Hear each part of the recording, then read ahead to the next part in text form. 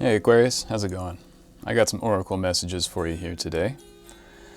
I'm getting this feeling of things that seem like opposites that actually complement each other and work very, very well together.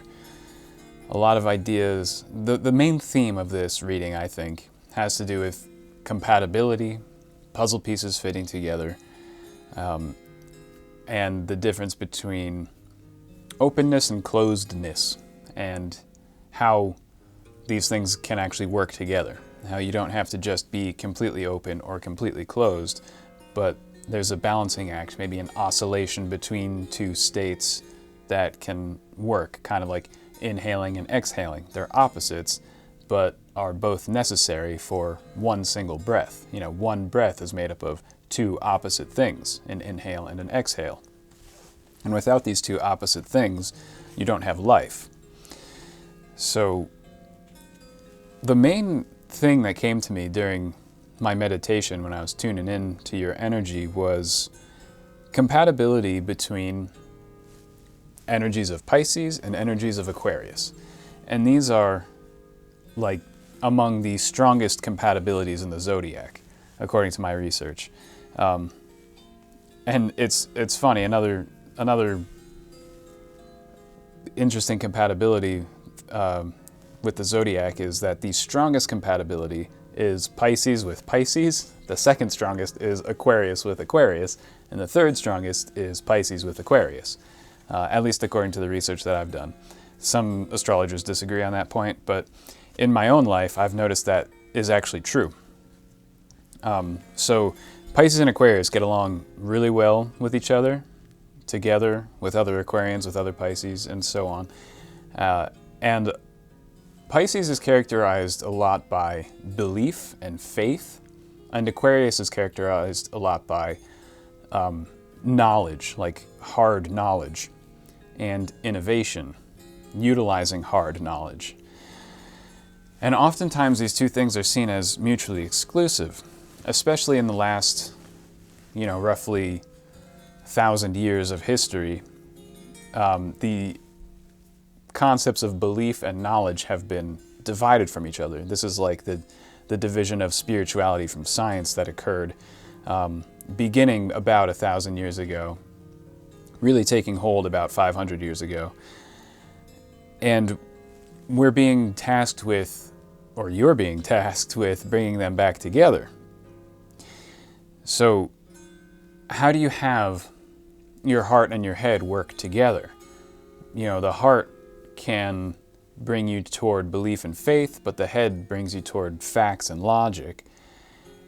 And we're told that these things are different a lot of the time, most of the time, by so many different people, from scientists, atheists, and materialists, all the way to religious institutions and orthodoxy, into the New Age and the unorthodox, heterodox spirituality. All these different forces kind of tell us that the heart and the head are separate things to be dealt with separately. And it's very common dogma in all these different places, whether we're talking about the scientific materialists, the New Agers, the religionists. Everybody kind of has this dogma that the heart and the head are different and need to be dealt with differently. And in some ways, that's true. It can be important to separate things in a Cartesian manner, examine them, work with them separately. That has benefit for sure. But bringing them together after they've been separated and examined for so long, bringing them back together into a homogeneous whole, into a functioning whole that's greater than the sum of its parts, well, that's a very Aquarian idea, doing something like that. So thinking about the heart and the head actually being two aspects of one thing, and they are. You're an individual. You have both of these things that make up an individual. And you need to find a way where you no longer deal with these things separately, but you deal with them together.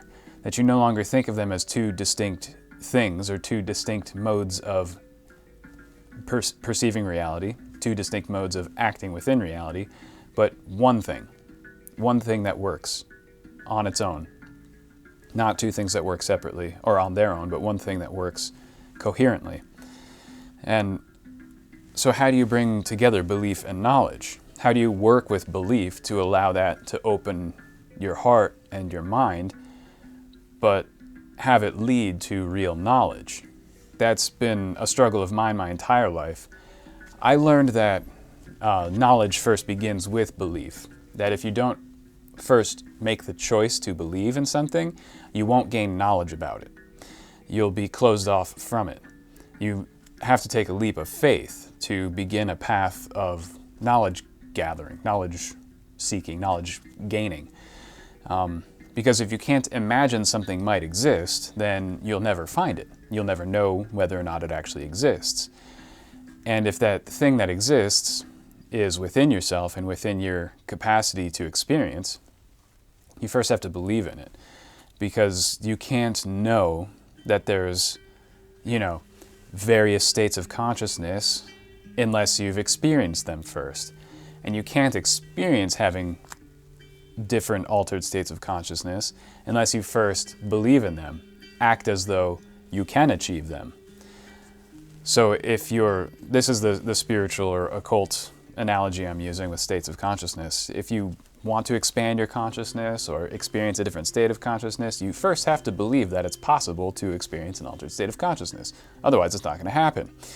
So your belief pulls you into knowledge. Your belief leads you into knowledge.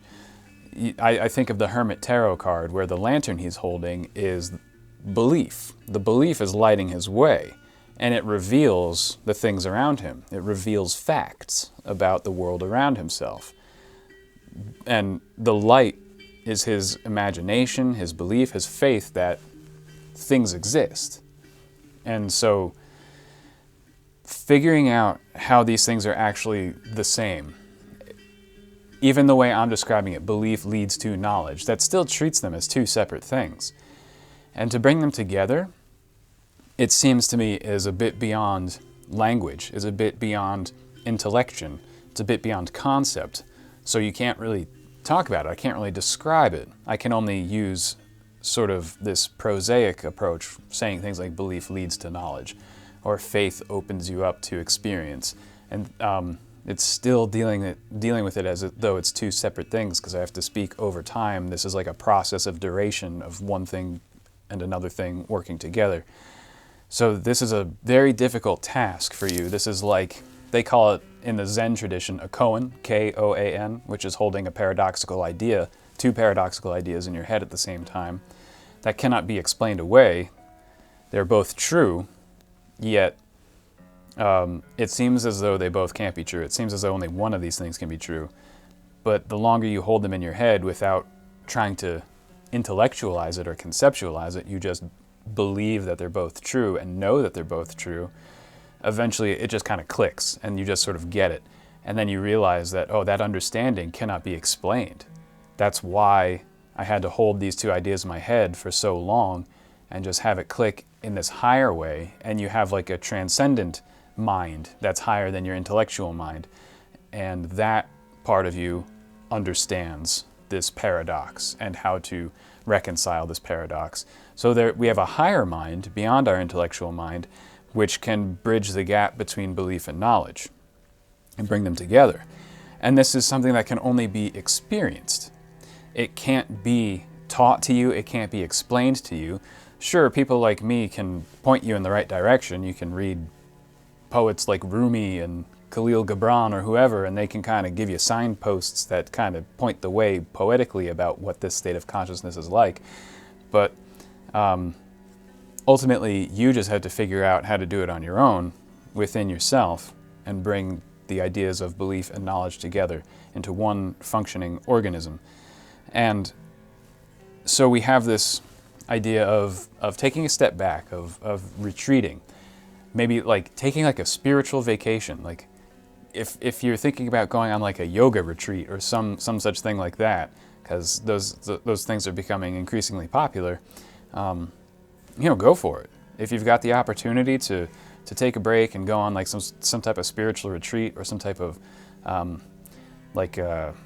self-care time where you can like just contemplate yourself and heal and kind of take some, we have an image of heaven over a mountain where we have just sitting in stillness while just being with the spirit. And I think it might be really important right now as well, because we have a bit of the negative side of this reading is that during times when inferior people are sort of preferred or rewarded, like when the times favor inferior people, wise people have to retreat. There's no sense in engaging in a society or a community or an activity or whatever where inferior principles are upheld, inferior behavior is rewarded, and just inferiority in general is supported by whatever it is, the culture, the society, the group, the working space, whatever. It's kind of impossible to fight against that as a wise person because no one will understand what your problem is. No one will understand what you're saying. No one will care that you're against whatever it is they're doing because they're all having a good time. They're all being rewarded. They're all on the same page. You can't fight against stupidity and inferiority. It's essentially not possible, especially when it's rewarded by society at large or by whatever infrastructure of reward is in place in your current situation. And so just taking a step back from it, regrouping, avoiding it, keeping a distance from inferior people, not out of disdain or ill will or anything, but just with dignity.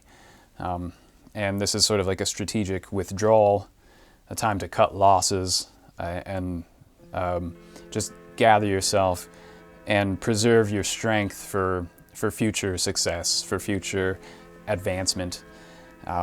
And during this withdrawal and this retreat is when you can kind of hold this Zen koan in your mind about belief and knowledge and how they're not mutually exclusive.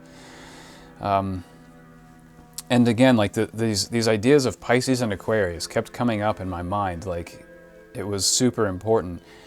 And if you study astronomy, this is not just astrology, but factual astronomy, that the Earth has been changing from the age of Pisces to the age of Aquarius. And an astronomical age lasts roughly 2,100 years, give or take a few decades, depending on the zodiac sign, because they're all different sizes in the sky. But as the Earth moves into different zodiac signs, this means the axis of the Earth is pointing slightly differently. And so on the, I believe it's on the equinoxes, I don't know if it's the equinoxes or the solstices, but the sun will rise in a particular sign for roughly 2,100 years. And the sun has been rising in the sign of Pisces. It's now between Pisces and Aquarius, and it's getting closer and closer into the age of Aquarius. Some people say we're already there. Some people say we're moving there. Whatever. We're on the threshold of the age of Aquarius. And it's, I know a lot of people think, especially the hippies and New Agers, think the age of Aquarius is going to be this great awakening and this great, kumbaya, rainbow coalition stuff going on all around the world. I don't know where that idea came from because it makes very little sense to me. It seems like wishful thinking. I'm not trying to be a pessimist, but when you really look at how governments function during a particular age, the government usually functions according to the dark side of the zodiac sign, right? So if the age of Pisces is an age of faith and belief and religion and occultism and that sort of idea, that means that the government is going to work on belief and it's going to basically do what it can to function on manipulating people's beliefs. And, the age of Pisces had a lot of theocratic governments around the world.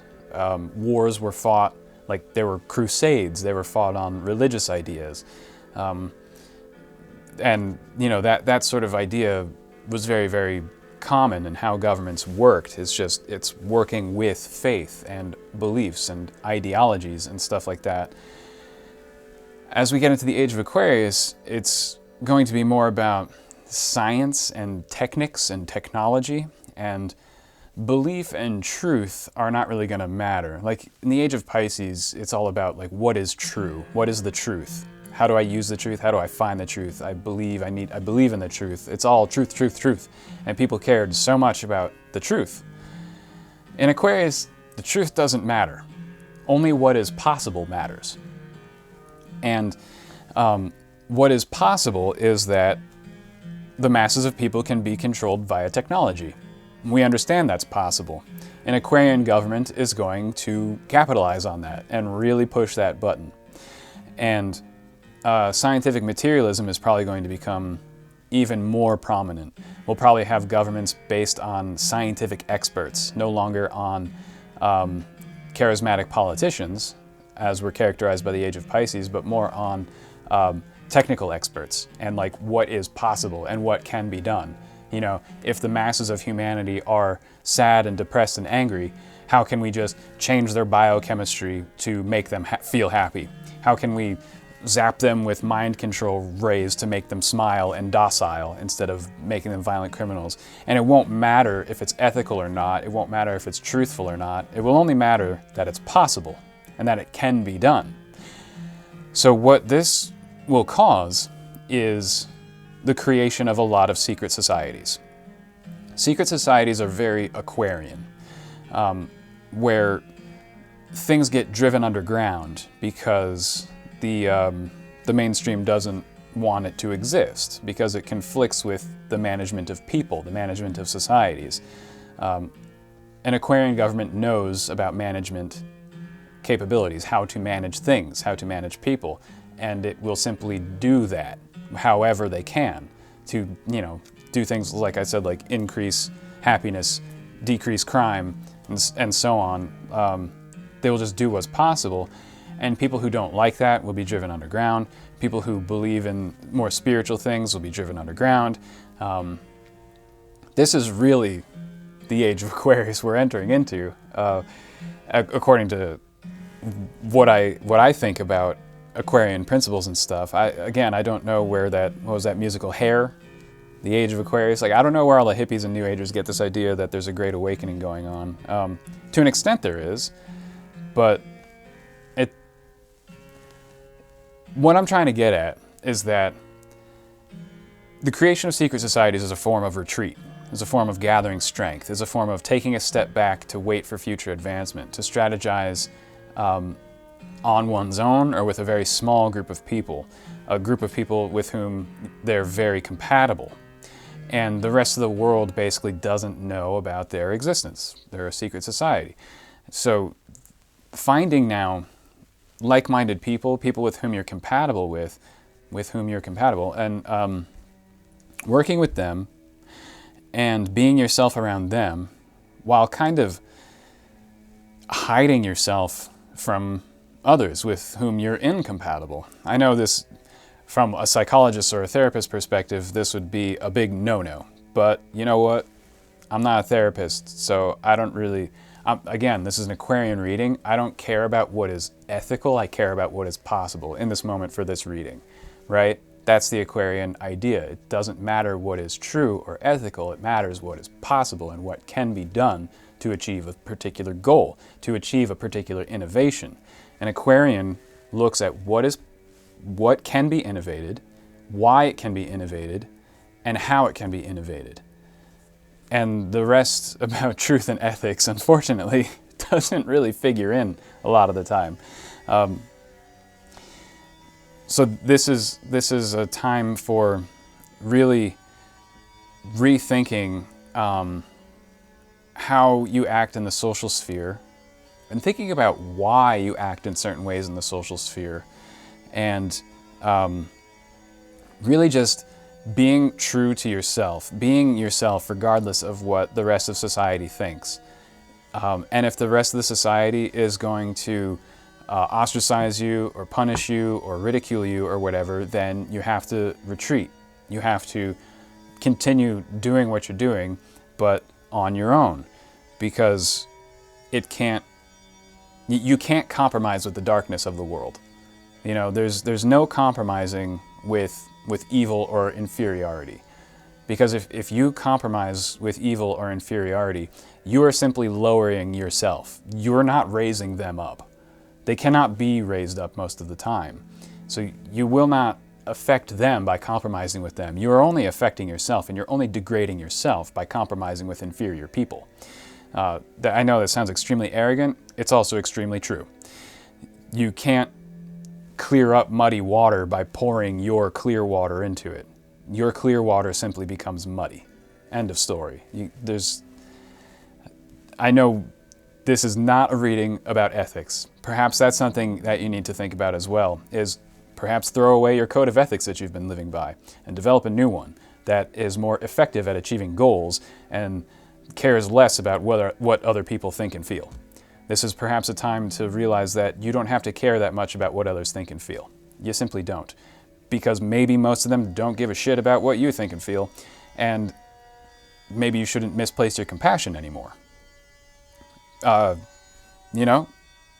compassion only for those who deserve it. Again, this is a reading about compatibility. Who actually deserves your compassion in your life, and who doesn't? And it doesn't matter if the people who don't deserve it is the vast majority of the human population. If that's the case, then so be it. Reserve your compassion for a very tiny number of people. So be it. Aquarian ethics are hard for people to swallow. We've been living in the age of Pisces for 2,000 years, which is all about morality and ethics. It's all about who has the moral high ground, and people are just obsessed with the concept of morality. It's become moralism, and it's become a religion on its own. And the Aquarian is tired of that. An Aquarian is tired of dealing with people's moralisms. And so how do you, again, figure out those two opposite things is, okay, sure, you want to be a good person. You don't want to be like an evil, worthless sack of shit. So we have to have some idea of ethics and morality, but we also want to be effective and achieve our goals. And oftentimes what the world wants is going to be against our own advancement. As Aquarian thinkers, as innovators, Aquarian thinkers have the hardest challenge all the time of bringing innovation into the world. And the world usually never wants Aquarian innovations. The world is always extremely resistant to Aquarian ideas. An Aquarian doesn't care about tradition. It doesn't care about established norms. An Aquarian is like, well, something obviously needs to change, and it can change in such and such a way, so why not work toward that? And as an Aquarian, you'll say, I'm going to do these things that work toward this because it's different, it's novel, it's innovative, and it could very potentially solve some of the problems that I see in this sphere of life or whatever. So why not? And then you have all these people coming out, well, I'll tell you why not, because it's immoral, it's unethical, and such. And you simply don't agree. You'll think, well, I don't agree with your idea of morality. Who says this is moral and that's not? Like, why would that, why do you believe that's moral? And you ask these questions of these people, and they'll give you all sorts of different reasons. Because it's in this book that I read. Because it's what my grandparents said. It's because it's what Jesus would do, or it's what Karl Marx said to do, or whatever. They have, of all the different perspectives of what is moral, and it's all about morality. And then you say, well, I have my own morality, or a new morality, and most people don't understand what that means. Like, how can you come up with your own morality? That doesn't make sense. It has to be established by someone older than you in the past. This is where morality comes from. It comes from old stuff and old people. And you say, no, it comes from this merging of faith and knowledge. It comes from what I feel, colliding and merging with what I know. And it blossoms out of that. It's an internal process caused by life experience. And most people will be like, that's crazy.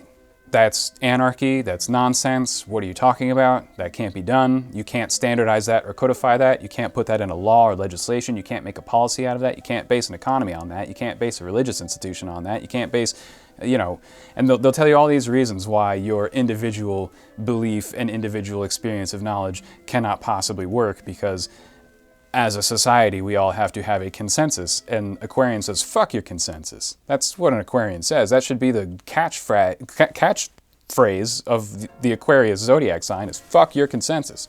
And you're at that point now. And that idea, it pisses people off. When you simply don't care what others think, and you're just gonna do your own thing, well, you're now ostracized, you are now pariah, you are now persona non grata. And if it happens on a large enough social or economic or political or religious scale, you create a secret society. That's in the most extreme circumstances, the most social circumstances. But take that analogy to where it ever leads for you. And this is kind of where we're at here. And I don't know if it's like a literal thing, that if it's really that big social and political, or if it's just some smaller scale thing within your working group or within your family or something like that, where you just need to go on a yoga retreat and keep to yourself and rethink your motivations, your code of ethics, your code of conduct, your spiritual ideas, your scientific ideas, your personal goals, and how you're going to advance them. It's just a time to cut the fat, re-examine your relationships, and hold on to what works, hold on to what you love, and cut everything else out, right? Just identify what you love and want to keep in your life, and trim the fat and cut the losses.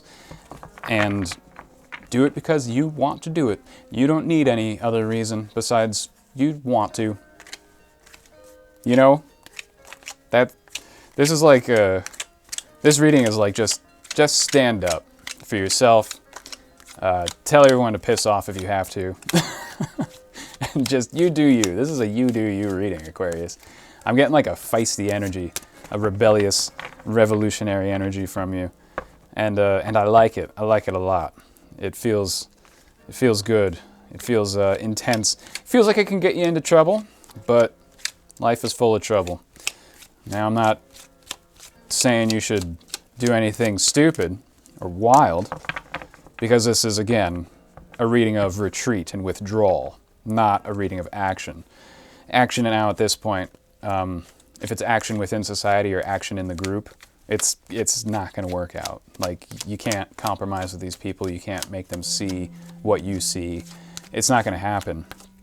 And the thing is, with a lot of these Aquarian ideas, there are dark sides and they get twisted. The impulses, there's obviously a dark side when you start thinking like, I don't care about morality or ethics. Obviously things can go very bad very quickly, and we see a lot of that stuff in modern Aquarian developments with computer science and biomedical science and things like that. We see a lot of things that are just off the frickin' rails, because Aquarian, the impulses that's coming in from the Aquarian age are like, well, what's possible? Well, yeah, we can do all sorts of things to ourselves now. We can change our genetics, we can change everything about ourselves with scientific procedures and biomedical procedures. And the Aquarian impulse is like, I don't care if it's right or wrong, I just care if it's possible. And we could do a lot of damage to ourselves in the meantime, if it's just the knowledge-based Aquarian ideals. So the thing is, with this Pisces and Aquarius thing, is like, you're not supposed to abandon the previous age, the previous astrological age of Pisces as we move into Aquarius. We learned a lot over the last 2,000 years. You don't throw out the baby with the bathwater. So how is it that we can bring in the sort of Piscean morality that we were so obsessed with the Aquarian knowledge? There's just a lot of moralisms that need to be gotten rid of, but some key concepts that should be maintained, some key concepts about faith and what it means to be a human that should be preserved while still being brought up to date with new Aquarian impulses. It's a real challenge. How do you maintain a tradition while also being innovative? Those are other two opposites that require each other. If you want to be completely innovative and throw away all your traditions, you're going to become rootless and probably destroy yourself. And if you keep your traditions, completely intact and never want to innovate, same thing, you'll become stagnant and poisonous, and you will no longer be fertile soil, and nothing will grow, and you could destroy yourself in that way as well. So maintaining the traditions that are necessary to maintain, purging the ones that are really not based on anything real, keeping the ones that are based on real things, and letting those traditions, and then allowing for innovation while still being rooted in tradition. A lot of like opposites coming together in this reading. Like, how do we do this? How do we transition from the age of Pisces into the age of Aquarius? How do we purify the mistakes of Pisces and the dark side of Pisces while keeping the light side of it? And how do we mitigate the dark side of Aquarius while keeping the light side of Aquarius? You know, you can innovate in two directions, a good direction and an evil direction, you know? And how do you identify good and evil? Well, that's learning the lessons of Pisces, which the age of Pisces was obsessed with dualism, good and evil. Pisces is all about that dualism, matter and spirit, and evil and good, and all that sort of stuff. So this is a time for reflection. Let's see here.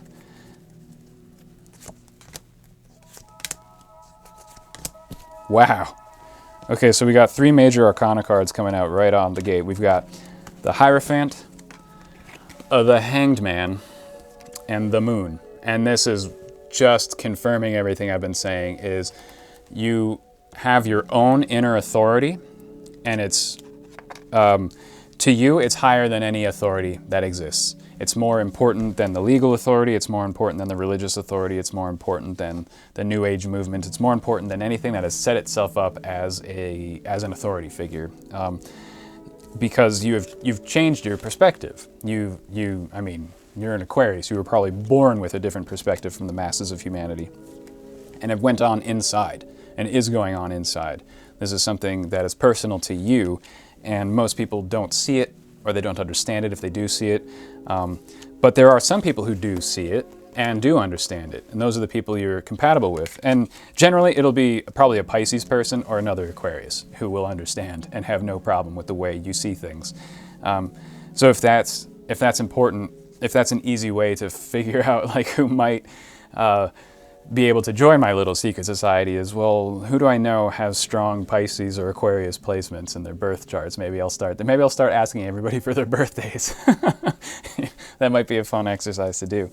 But you know right from wrong, or you're in the process of developing a way to know right from wrong in a different way that is not based on some old book, or based on what some old philosopher says, or based on what the government tells you, or based on what some priest tells you, or based on what some economic thinker tells you. Like, how can you create your own moral guidance in your own life? That's a very Aquarian thing, is constantly creating and recreating a function within your being that understands morality. We don't have to, an Aquarian idea is like, we don't have to follow rules that are in a book. We have to know why those rules existed. You look at the 10 Commandments and it's like, okay, I can see why they exist for the masses to have a basically functioning culture. Without these 10 Commandments, it might be chaos. But why did those rules come into being? Why did somebody invent those rules? How did they know what to do? How did they know that these were appropriate rules for that period of time? How did they develop these? Someone thought of this stuff.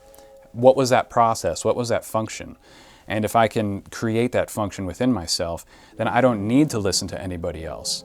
I've developed that function within my soul, within my mind, and now I can constantly create a moral code, and create and recreate in every moment, all the time. It's a constant function, a constant process of understanding an appropriate way to behave in an ever-changing world.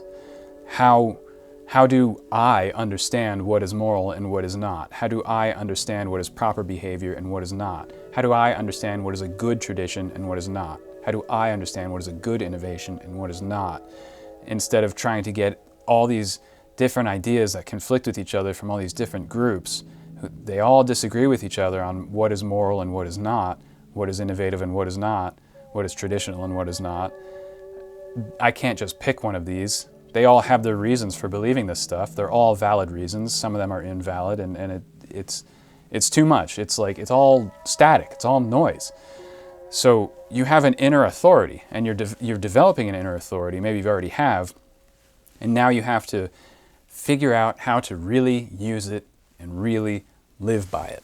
And so you need time. You need a spiritual vacation to do that. You need time to reflect. And if it's not a literal vacation where you take off like 2 weeks from work and go somewhere, it's got to be some time that you set every day. You know, if like a daily vacation, like an hour here, 15 minutes tomorrow, 45 minutes the next day, wherever you can find it, give yourself these little daily vacations where you dwell on this, bringing together your belief, your knowledge, living your experience, and finding your own spiritual moral authority within yourself and making it real. All right. Ooh, oh God. We got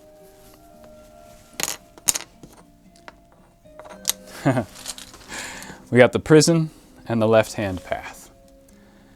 Again, a heavily Aquarian reading. Yeah, you have to break yourself free. Nothing is going to help you get out of here, out of this spot. Like nobody's ideas are going to be the idea. It's not like you're going to read Schopenhauer and be like, oh, that's brilliant. You know, you're not going to find someone else's perspective to be that great. None of it is going to ring true to you. None of it is going to be impactful to you. None of it's going to really help all that much. You got to really take the left-hand path and break your own chains, and free yourself. And you might have to be like severe about it. Not necessarily that you got to be mean and angry and nasty. People are very afraid of the left-hand spiritual path. They equate it with evil and stuff like that because of how easily it can be abused and misused. The path of dominance, the path of severity, the path of ruthlessness. But you can just be silently ruthless. Like, you know, an example, I'm not recommending that you do this, but hey, if it works, it works. Don't give your 2 weeks notice if you want to quit. Just fuck off. Just one day, it's not my goddamn problem. And cut yourself out severely because it's good for you. And who cares if it's bad for some faceless oligarch who owns some corporation? Like, screw him. You know, who cares? And it's going to make you happier. It's going to increase your freedom. Like, don't be graceful and polite. You know, you don't have to be mean, but like sometimes I do this if I'm in a really boring conversation or someone's saying something that I think is just detestable and they're being mean-spirited and ill-willed and they think it's funny or something like that, or they think the conversation is somehow okay to have, I will simply walk away from them. I won't say a word. And they'll be really confused, left standing there like, what happened? That guy has autism or something? What the hell was that? I don't care. I do not care about how that person feels. And it's kind of humorous for me to do it. And I know that sounds like I'm an evil son of a bitch, which, maybe I am. But I embrace the left-handed path. And, that's a very Capricorn, Aquarian, Sagittarian thing, Scorpion thing to do.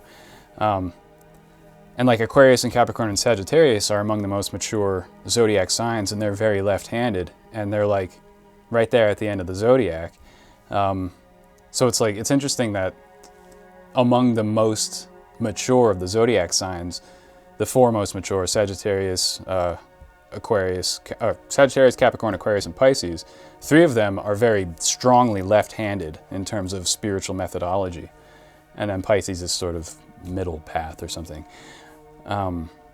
So that's something to think about. If the most mature aspects of the human makeup are left-handed and at best middle pathed, maybe the left-hand path isn't so bad. You know, maybe there's a reason for severity and strictness.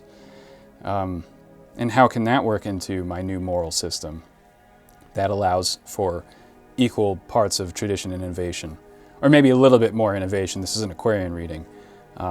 Probably going to be like 75% innovation, 25% tradition, right? This is a deeply personal, individual thing that you have to do. Nobody is really going to understand except for other Aquarians and Pisces people. So keep your cards close to your vest, find those people you're compatible with, and only really open up to them, and be kind of silently ruthless with everyone else. This is an intense-ass reading, Aquarius. I don't know what the hell it is you're going through, but I'm here for you. You know, be yourself at all costs. Don't compromise at this time. This might be a time where you get into a little bit of hot water, where you actually get into a little bit of trouble. And, you know, your attitude might cause a little bit of difficulty here.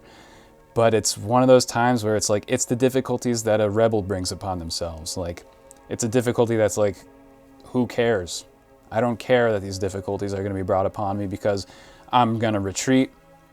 I'm going to tactically change things about myself during this retreat. And in the future, I'm advancing and succeeding. So screw it. You know, screw whatever happens in the wake of me making these hard-ass decisions for myself. So Aquarius, very exciting, hot energy here. Thanks so much for hanging out. I always appreciate it when you stop by. I wish you all the best, and I'll see you next time.